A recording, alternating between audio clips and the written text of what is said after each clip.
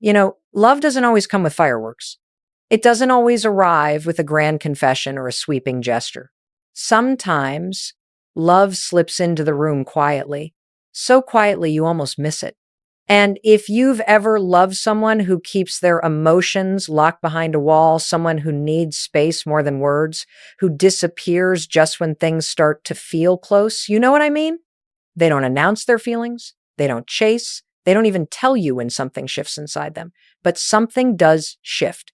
And that shift, it's not loud. It's not cinematic. It's subtle, almost invisible, but it's real. It's the moment an avoidant starts to feel safe.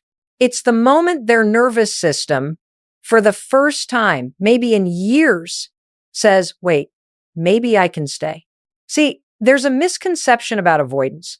We think that silence means indifference, that distance means they don't care. But what if I told you that for someone who's wired for withdrawal, silence might actually mean calibration?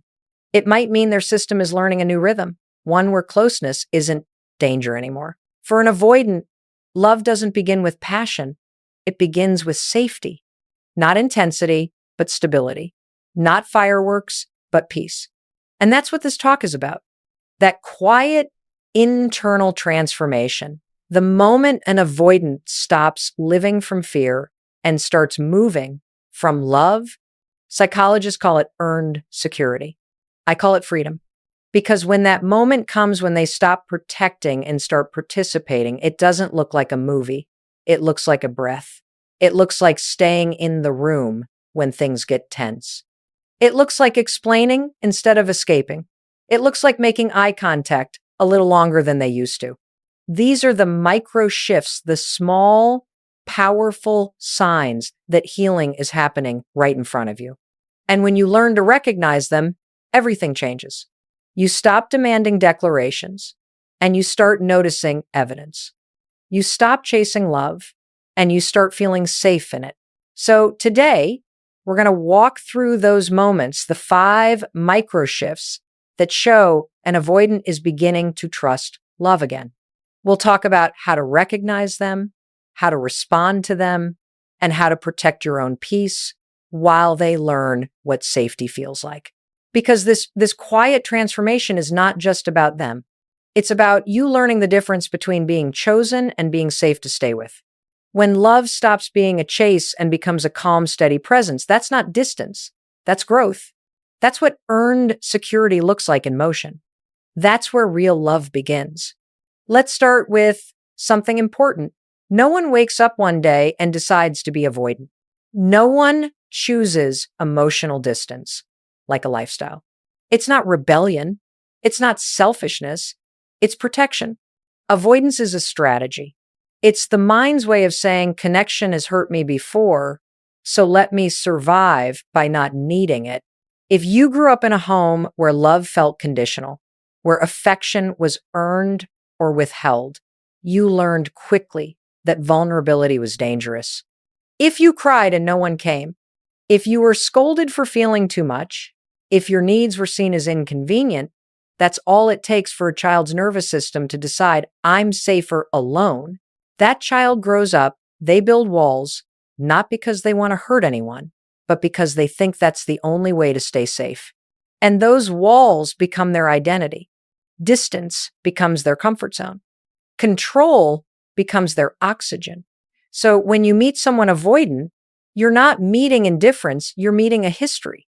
You're meeting years of emotional training that said, don't need too much, don't feel too deeply, don't trust too fast.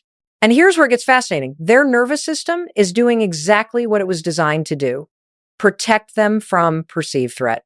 The problem is that real love feels like a threat at first, because love requires exposure. Love asks you to show your softest parts, the ones they've spent a lifetime hiding. So when you see an avoidant pull away, don't immediately translate that as rejection. What's happening beneath the surface is far more complex.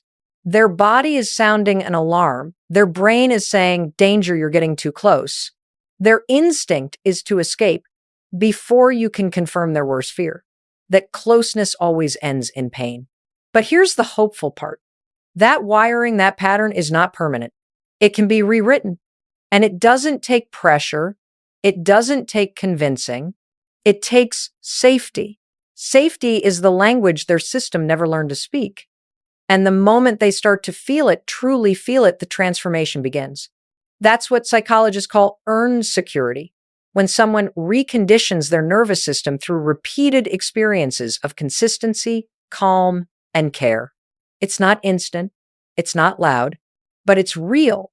And when it happens, you'll start to see signs, not in their words, but in their behavior. Because for an avoidant, change doesn't start with, I love you. It starts with, I stayed. It starts with, I came back.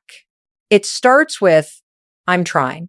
And that's what we're about to explore next, those small, powerful, almost invisible moments that show you an avoidant isn't running anymore. So let's move into the first of those shifts, the one that marks the beginning of every transformation. The moment they choose to stay instead of escape. Let's talk about what earned security actually means. It's a phrase you might hear in psychology, but let's make it real. Earned security is what happens when someone who has lived their entire life protecting themselves finally begins to trust that they no longer have to. It's when love stops being a battlefield and starts being a safe place to rest. But here's the truth. Most people miss you don't earn security through talking about it. You earn it through experiencing it. Because the body doesn't speak language, it speaks safety. You can tell an avoidant 100 times, I'm not leaving.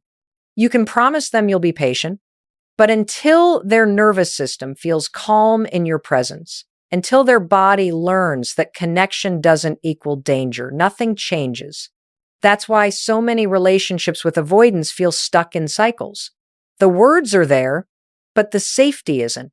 Their mind wants to connect, but their body says, run. So how do they cross that bridge?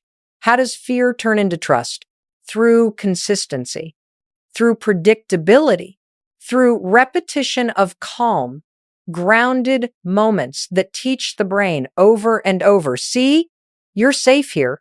That's the process of earned security, not instant revelation, but gradual reprogramming. And the signs of that reprogramming are small, they're quiet, but they're profound. You'll see it when someone who used to shut down starts staying in the conversation, even when they're uncomfortable. You'll notice it when they stop interpreting your emotions as an attack and start seeing them as information. You'll feel it when they begin to open up, not because you demand it, but because they want to. Each of those moments is a nervous system healing in real time. It's not fireworks, it's rewiring. It's love moving from survival mode to peace. And this is where it gets powerful, because earned security isn't about changing who you are. It's about returning to who you were before fear took over. It's about remembering that closeness doesn't erase you. It expands you. That's what happens when safety enters the equation.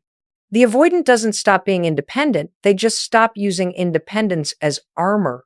They learn that they can be free and connected at the same time. That's not weakness. That's maturity. That's balance. So as we move forward, I want you to remember this. Real love doesn't cure avoidance. It creates the conditions where safety teaches the body a new truth. And those truths reveal themselves in small, concrete ways, what I call micro shifts. They're the quiet behaviors that tell you someone is transforming. And if you know how to see them, you'll realize that healing has been happening right in front of you all along. So let's start there. The first and most powerful of these micro shifts, the moment an avoidant chooses not to run, but to stay. That's where healing begins. That's where love becomes possible. You'll know the first real shift when it happens. It won't be dramatic. It won't be perfect. It'll be quiet. It's that moment when an avoidant, instead of leaving the room, stays. It might happen in the middle of a disagreement. You'll feel tension rise. You'll feel that familiar fear that they're about to walk out or shut down, but this time they don't. They take a breath. They stay sitting across from you. They might not say much, but they don't run. That's not indifference. That's progress. That's courage in real time. Because for someone who's built their entire emotional world around escape, staying is an act of vulnerability. It's them choosing discomfort over control. It's them saying without words, I want to learn how to be here. This is what most people miss. For an avoidant, the act of staying is the apology, is the confession, is the love language. You might be waiting for words, but the healing is already happening in their presence. Now, this is where your role becomes crucial.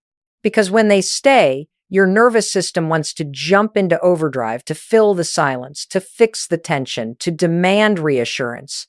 Don't rush it. Don't try to make the moment prettier than it is. When they stay, your job is to let the air breathe. Meet calm with calm.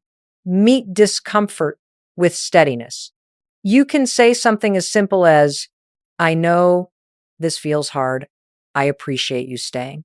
That one sentence does more than 1,000 explanations. It tells their body, see, safety doesn't punish you for being present. And every time they stay, even for an extra minute, even in silence, their nervous system learns that connection doesn't equal danger. You see, staying is how the rewiring begins.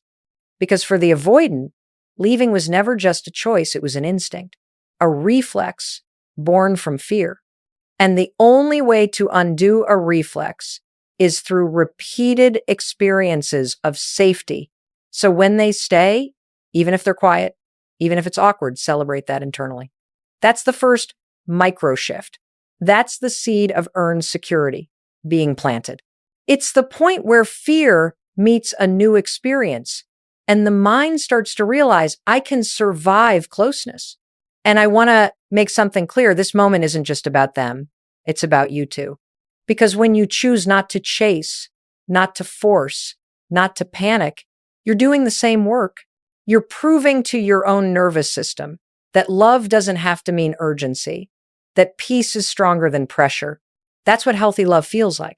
Two nervous systems learning to stay steady together. So the first micro shift is staying. It's the quiet revolution that no one applauds, but it changes everything.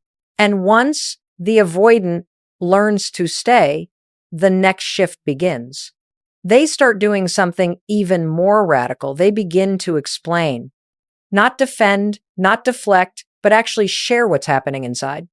That's the next sign that the walls are coming down and the real healing is taking root. The second shift is subtle, but it's massive. It's the moment an avoidant stops deflecting and starts explaining. Now, to most people, it might sound small. They might say, so what? They finally said something? But if you've ever loved an avoidant, you know that this moment, this act of explaining is sacred. See, avoidants have spent a lifetime avoiding not just other people's emotions, but their own. When things get too close, too intense, too uncertain, their instinct is to shut the door, to change the subject, to make a joke, to act like nothing happened. It's not arrogance. It's protection, because vulnerability to them has always felt like exposure. But when they start to explain, what they're really doing is stepping out from behind the wall. They're saying, I'm going to let you see what's behind the silence. It might sound like this. I just need a little time to think. I wasn't ignoring you. I was overwhelmed. I don't know how to talk about this yet, but I'm trying. That's not avoidance. That's progress. When they start to give language to what used to be a shutdown, it means their brain is beginning to regulate. They're learning how to stay emotionally connected even while feeling fear. And that, my friends, is healing in motion. But here's the key. When they explain, don't interrogate. Don't rush in with, so what do you mean? How long? Why now? Instead, listen, let the explanation breathe, because the moment they start talking, their nervous system is testing you. It's asking, can I be honest and still be safe? If you respond with pressure, that system will close right back up. But if you meet it with calm curiosity, if you listen without trying to fix, you teach them something profound. You can be real here, and I won't punish you for it.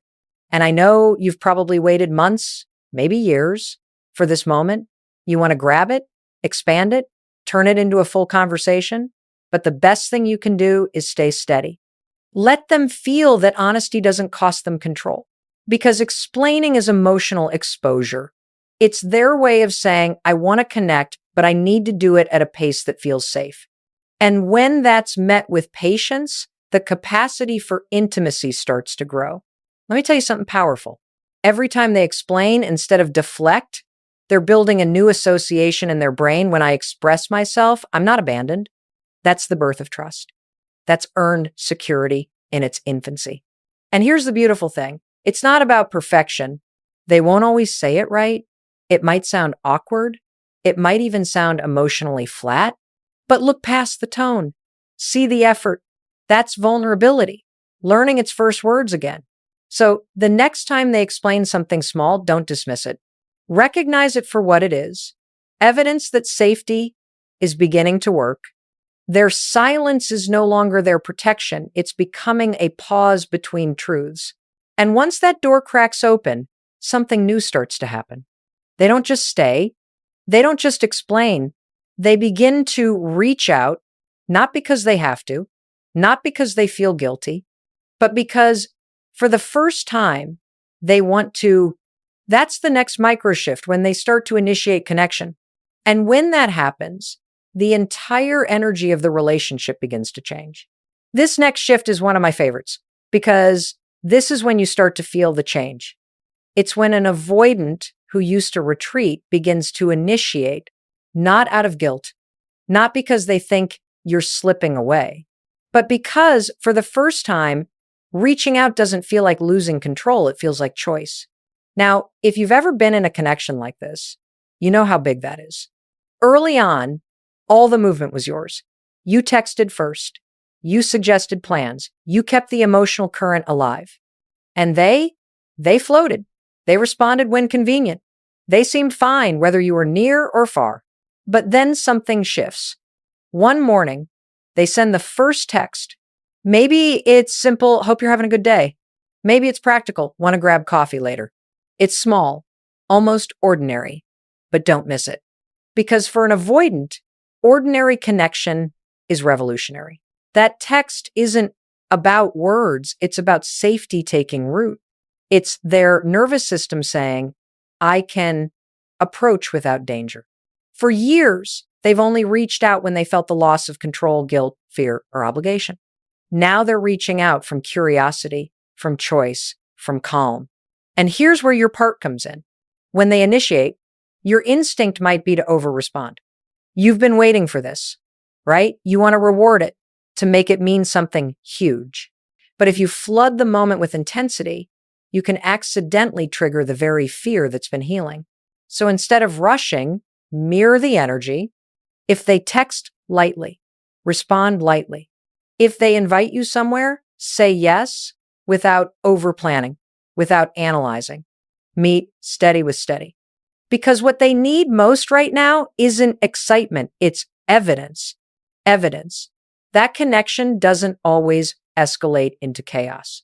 This is what emotional safety looks like in motion. Calm energy that says, we're good. You don't have to perform to be seen. And the more they experience that balance, the more their system rewires. They start to discover that connection isn't a trap, it's a resource. That reaching out doesn't take away independence, it deepens trust. Every time they initiate, a new neural pathway forms. It's the brain learning I can engage without losing myself. That's the foundation of healthy interdependence. Two people who can reach for each other without fear of collapse. And this is the turning point. Because when they begin to choose closeness on their own, they also begin to take responsibility for it. They don't just return calls, they repair them. They start checking in, not because they feel pressured, but because they actually want to understand you better. That's our next micro shift. The one that proves healing isn't just awareness, it's action. It's when avoidance turns into accountability. It's when they stop repeating the pattern and start repairing it. This next shift, this one's big. It's the moment when an avoidant starts doing something they've spent their entire life avoiding, repairing, not running, not pretending, nothing happened, not minimizing what you felt, repairing. And let me tell you something that's not just behavioral change. That's neural reprogramming. Because for someone with avoidant wiring, emotional repair used to mean danger. Apologies used to mean shame. Accountability used to mean exposure. So when they circle back, when they bring up something that didn't sit right, when they say, I think I hurt you the other day, or I didn't handle that well, don't underestimate what's happening there. That's not just maturity. That's transformation. That's the nervous system saying, I trust you enough to risk being wrong. See, before this shift, every conflict was a loop. You'd argue. They'd shut down. You'd chase. They'd disappear. Then one of you would minimize it. Let's just move on. Nothing got resolved. Just buried. That's repetition. That's survival mode. But when they start to repair, even awkwardly, even inconsistently, it's because they've begun to internalize a new truth. Conflict doesn't always end in loss. Closeness doesn't have to cost safety. And listen, this is the moment where a lot of people sabotage the progress because they mistake a clumsy repair for avoidance. They want the perfect apology. They want emotional fluency. But for someone who spent a lifetime hiding their inner world, any attempt to come back and repair is monumental. It's vulnerability trying to find its footing. So when they try, meet them halfway. You don't have to overpraise it, but you can acknowledge it. You can say, thank you for bringing that up. I really appreciate it. That one line tells their nervous system, see, repair doesn't destroy connection, it rebuilds it. And that's what we're after, not perfection, but repair. Because repetition keeps you trapped. Repair sets you free. Now, I want you to notice something powerful that happens when this shift takes hold. The energy in the relationship starts to calm. You fight less because you're learning how to reconnect faster. You stop needing the drama of highs and lows because safety starts to feel better than intensity. That's emotional maturity. That's love graduating from reaction to intention. And I know you might still have moments where they slip back into silence, or you still feel that old ache of disconnection. That's normal. Healing isn't linear. What matters is that they come back sooner, that you both return with more awareness than before. That's progress. That's earned security taking root. Because when someone can repair instead of repeat, they're no longer being ruled by fear. They're learning to lead with love. And that's what sets up the next most beautiful shift of all, the one that truly marks a healed heart. It's the moment when calm replaces control. When the avoidant stops fighting connection and finally learns to find safety in it. That's the fifth and final microshift, and it's the one that changes everything. This is where everything changes. It's the moment when an avoidant, someone who spent their whole life trying to manage connection, finally chooses calm over control. Now, I want you to think about that for a second. Control has always been their safety net. Control over distance, control over timing, control over how much they share and when. Because when they control the rhythm, they can't be caught off guard. They can't be abandoned. They can't be consumed. Control for them was survival, but calm is different. Calm says, I can let things unfold. I can trust what's happening right now. And that is a completely new language for an avoidant nervous system. You'll notice this shift when their reactions change. The same conversation that once triggered withdrawal now leads to dialogue. The same tension that once caused silence now invites curiosity. Instead of running from intensity, they start regulating within it. Maybe for the first time, when you express emotion, sadness, frustration, fear, they don't flinch. They don't freeze. They listen. They breathe. They stay grounded. That's not indifference. That's growth. That's emotional regulation in action. It means their system is no longer treating your emotion as danger. It's learning that it can stay connected and still be safe. And that's the key to all healing. Learning to stay connected and still be safe. See, The opposite of avoidance isn't attachment, it's regulation. Because when someone can stay calm in connection, they no longer need control as protection. They start trusting their ability to handle closeness instead of escaping it. And here's where your role matters again. Your calm teaches their calm. Your grounded energy becomes the mirror that shows them peace is possible with another person, not just alone. So when you notice this shift, when they begin to stay steady in moments that used to overwhelm them, honor it. Don't test it.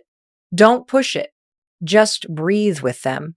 Because that calm, that's love becoming embodied. It's no longer words or reassurance. It's presence.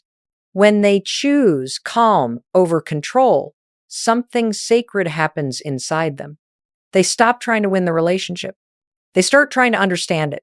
They stop trying to protect their autonomy through distance. They start realizing that true independence isn't about isolation, it's about emotional freedom. That's the turning point where avoidance evolves into maturity, where love stops being a game of retreat and return and becomes a rhythm of trust and response. So if you ever notice that the arguments are shorter, the silence is less sharp, the recovery is quicker, that's not boredom. That's peace. That's growth. That's the nervous system, learning that love can be calm and still alive. This is the moment when real partnership begins, not dependency, but interdependence, not fear-based protection, but love-based presence.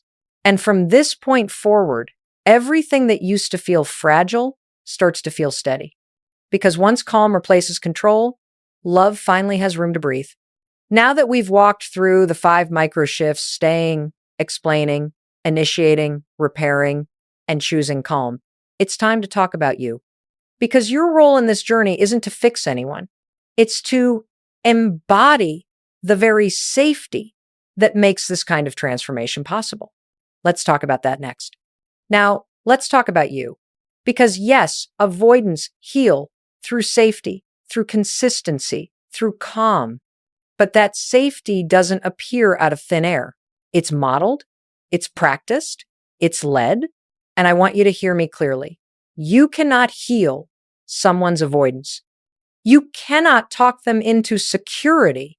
You cannot love them so perfectly that they suddenly stop fearing closeness. That's not how this works. But what you can do and what changes everything is embody the very thing their nervous system has never known: emotional safety. Safety doesn't mean silence. It doesn't mean walking on eggshells. It means steadiness. It means showing up without chaos. It means being clear, not controlling. Your consistency is what rewires trust. Your calm is what steadies the storm. Your grounded presence teaches the other person without words. See, this is what love without pressure feels like. And I know that can sound heavy, like it's all on you, but it's not. You're not the healer, you're the mirror. You're not there to fix, you're there to reflect what healthy love looks like. That's why your self-regulation is your superpower. When you can stay grounded even as they wobble, when you can respond instead of react, you create an emotional pattern that invites healing instead of repeating trauma. Because every time you resist the urge to chase, you teach them that love doesn't demand. Every time you express how you feel calmly instead of explosively, you teach them that emotions can be shared without danger. Every time you honor your own boundaries, you teach them that safety works both ways. And this is crucial. Emotional safety isn't about tolerating neglect. It's about setting boundaries that protect both people's peace. You don't create safety by shrinking. You create it by standing steady. Here's what that looks like. You tell the truth, even when it's uncomfortable. You communicate your needs clearly, not desperately. You give space without resentment and closeness without control. That's what real maturity sounds like. And that's the environment where avoidance transforms. See, when you stay grounded in your own self-worth, something powerful happens. They start to feel safe around your calm. They begin to trust not just you, but themselves in your presence. They realize they can show up imperfectly and not be shamed for it.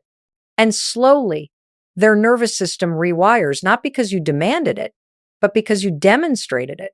That's the magic of emotional leadership. So if you ever catch yourself asking, how do I make them change? Stop. You can't make them change, but you can become the kind of person whose presence makes change possible. That's your role. You model the calm you want to receive. You protect your peace without guilt. You let love feel safe for both of you.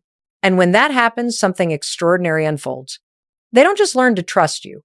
They learn to trust connection itself. And that's what healing actually is. Because at the end of the day, this isn't about fixing someone else. It's about becoming the kind of person who no longer confuses chaos with passion, who understands that calm, consistency, and compassion are the real markers of love. That's what earned security looks like in motion. Not one person saving another, but two people learning safety together. And that brings us to the final part of this journey, the deeper truth underneath it all. Because all of this, every shift, every step, every moment of stillness leads to one realization that will change the way you see love forever. Let's talk about that next. So let's pull back for a moment. Let's zoom out and take a big picture look at everything we've talked about so far. Because here's the deeper truth. What we've been talking about is not just about avoidance.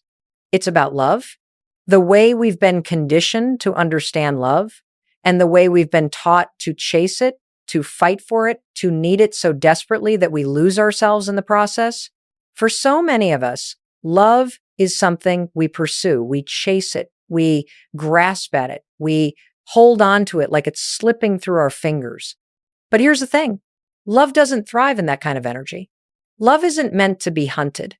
It's meant to be held gently, securely, steadily. And that's the work we're all doing here. Not just with the avoidant, but with ourselves.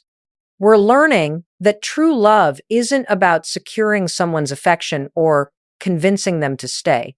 It's about creating a space where love can flourish safely, where both people can show up and be seen without fear of rejection, without fear of losing themselves. For the avoidant, love is about learning to feel safe enough to be vulnerable. But for you, it's about learning that love isn't a game. It's not a strategy. It's not about winning someone's heart. It's about making sure that when you show up, you're showing up with a sense of calm and clarity that invites connection. You can't force a person to heal, but you can make healing possible. You can create the conditions where they can drop their walls, little by little, and trust that you won't knock them down. And here's the most profound part of it all. You can't change someone else's patterns until you change your own, until you realize that love is not about controlling someone else's actions, but about controlling your own energy. When you can stay calm in the chaos, when you can trust yourself enough to not need someone else's validation, that's when you've learned what love really is. That's when the dynamic between you and the avoidant shifts, when you stop chasing them to validate your worth and instead start creating a space where both of you can feel worthy together. Because here's the beautiful truth. True freedom and love doesn't come from distance. It doesn't come from running away. It comes from choosing to stay, to show up, to be vulnerable, and to let yourself be seen and loved for exactly who you are. That's the kind of love the avoidant needs to learn. But it's also the kind of love you need to learn. Because love, real love, isn't about avoiding fear. It's about walking through it together. It's about staying in the room, even when it's hard. It's about holding space for someone else's healing while still healing your own. And when both people can do that, that's when love becomes a foundation, a safe place to land, a place where instead of running from each other's fears, you can finally let them go together. So here's my invitation to you. If you're loving an avoidant, don't just look for their changes.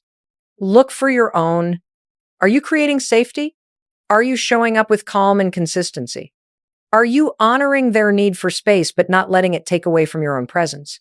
Because when both people are willing to stay, to repair, to choose calm over chaos, to build safety together, That's when love becomes real. That's when the avoidant stops running. That's when love stops being a strategy and becomes a sanctuary. So take this with you. Safety is the soil where love grows. It's the only foundation that lasts. And when you stop chasing and start creating that safe space for both of you, you're not just healing the relationship, you're transforming it. And that, my friends, is the most powerful shift of all.